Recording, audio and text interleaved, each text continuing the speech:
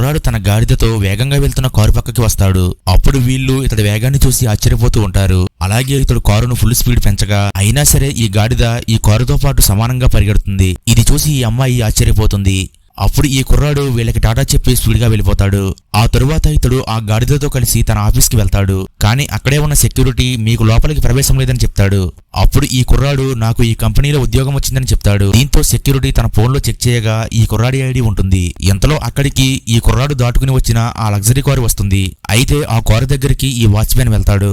అప్పుడు ఈ రిచ్ కుర్రాడు ఆఫీసులోకి ఇలాంటి పల్లెటూరు వాళ్ళని కూడా ఎలా చేస్తున్నావా అని అంటాడు. కానీ ఈ వాచ్మెన్ ఇతడికి ఇక్కడ జాబ్ వచ్చిందని చెప్తాడు. అప్పుడు ఈ రిచ్ కుర్రాడు నువ్వేం చేస్తావో తెలియదు, ఇతన్ని వెంటనే ఇక్కడ నుంచి బయటికి పంపేయని చెప్తాడు. అందుకు గాను ఇతడికి డబ్బు కూడా ఇస్తానని చెప్తాడు. ఆ తరువాత ఈ రిచ్ కుర్రాడు ఆఫీసు లోపలికి వెళ్ళిపోతాడు. అయితే ఈ కుర్రాడు నన్ను లోపలికి పంపు అని అంటాడు. కానీ వాచ్మెన్ ఈ గాడిదకు లోపలికి ప్రవేశం లేదని చెప్తాడు.